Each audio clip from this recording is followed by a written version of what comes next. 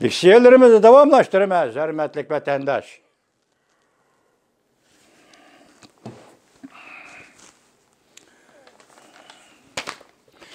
Bugün çiğslağı 2021 yıl 1. ayının 28. günü.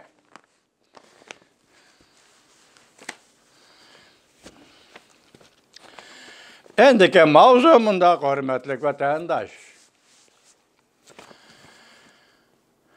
Antony Blinken Devlet İşleri Katibi Cumhuriyet Partiyasının ırkı kırgınçılık cinayeti ötközgenligini etiraf kıldı. Sabık Devlet İşleri Katibi Mike Pompeo bunun için şal oldu. Mavzula haber 1. ayının 27. günü yeni tanlıkla torbiti ilan kılındı. Haber mındak başlandı. Amerika'da yeni tayinlengen Devlet İşleri Katibi Antony Blinken, Cumhuriyet Partiyası ırkı kırgınçılık cinayeti ötközdi diyen bu belgelemeye koşuldu. Bunun için sabık Devlet İşleri Katibi Mike Pompeo şal oldu. Devlet İşleri Katibi Antony Blinken 27. günü matbuatta tuncu kıtım ahbarat ilan kılıp, Uygur Katarlık asallık milletlerine Cumhuriyet Partiyasının kollektif ırkı kırgınçılık cinayeti ötközgenligini körüstüp, Devlet İşleri Katibi Antony Blinken ta'kidlep bundaq görsetdi.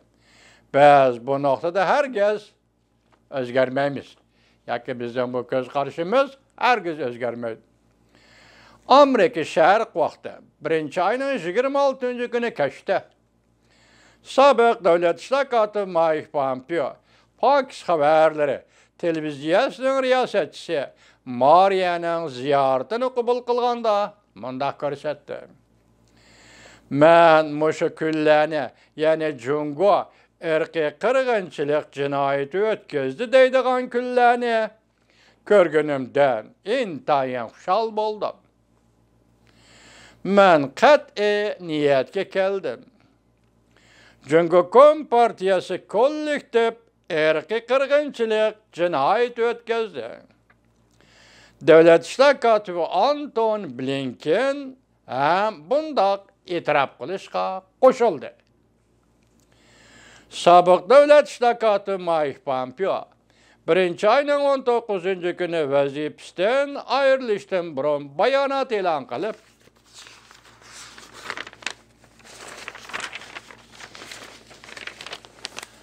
mundaq görsetken, Cumhuriyet Partiyası Şinjan'da, müstemlike Uyguristan'da kollektif ırk yoktayış cinayeti ve insaniyetke karşı cinayet ötközdi. Hazır bundaq cinayetini Cumhuriyet Partiyası Şinjan'da, müstemlike Uyguristan'da devamlaştırıvatıdır.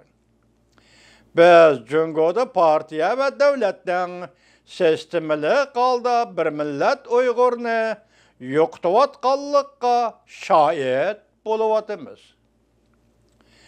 Bayanatı sabık Devlet İşleri Katibi Mike Pompeo yanımında görsetken, ötken yıl 4 yıl içinde Cumhuriyet Partiyasının mahiyetini paş kıldık.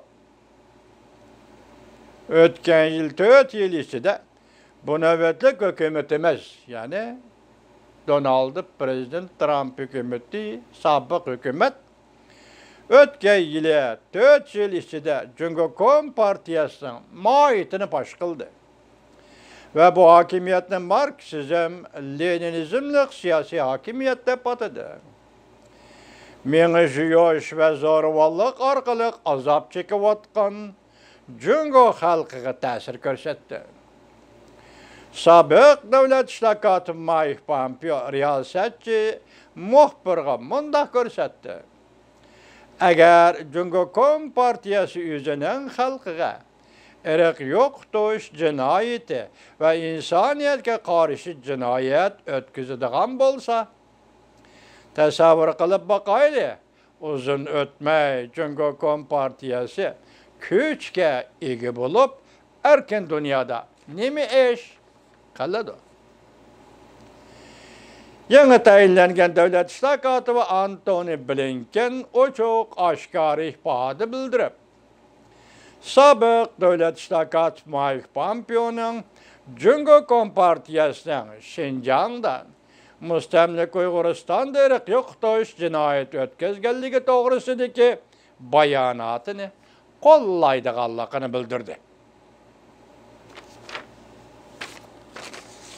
Devamını anlayış ötendir.